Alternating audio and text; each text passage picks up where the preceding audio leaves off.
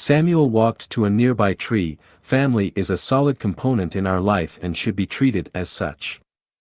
Not to say everyone in the family feels that way, but even they like this tree, will soon die off and break from the family like this branch. They have served their purpose, whether big or small, but all must die for this tree to grow. As he pointed to a branch that fell from the tree, saying, those that make the family strong will continue to help the tree grow. Not to say that you only need family. You will find friends that will treat you better than some family members. These friends should and will be a part of your family. Cush interrupts, Dan Daddy. Samuel was concerned because of the look he had on his face. Yes, Cush, saying as politely as he could, Cush asks, can we talk about this while we eat? I'm hungry enough to eat that tree. Samuel said with a smile, let's go eat. Samuel and Cush entered the house, as Samuel yelled out to Martha, baby, I have Cush with me. Do you mind making us something to eat and sending someone over to tell Miriam that Cush is with me? Samuel sat down and Cush beside him. Martha came up to the front, wiping her hands dry. What are you yelling for, old man? I'm right here in the kitchen. She smiled at Cush. Baby, what would you like to eat? Cush replied, anything you cook is all right with me, Big Ma. She smiled, y'all go and wash up and it will be here by the time you get back. Cush almost knocked down his grandfather while trying to get to the bathroom. Excuse me, Dan Daddy, he shouts. Sure enough, by the time they returned, Big Ma was placing Cush's plate on a stand.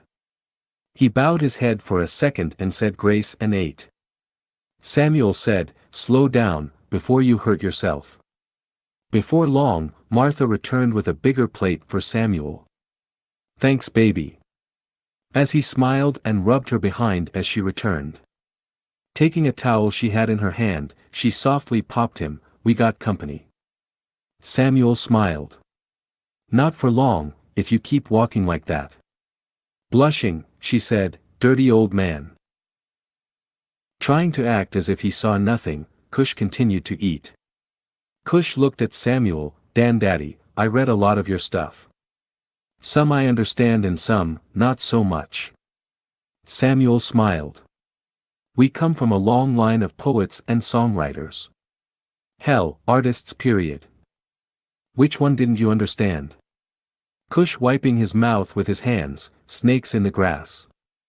Samuel said, well, at your age, you probably haven't had to deal with dishonest or disrespectful people who call themselves friends. When you do, it will all fall in line. Taking a sip of coffee, Samuel continued, the next time I see you, I want you to try and write a poem. Cush with a surprised look on his face, how? Samuel pointed his finger at his chest, son, just write how you feel and make it from the heart. For far too long, our people were afraid to show emotions or feelings. But I say we're not robots, we're humans. And we come with all emotions that humans are made from.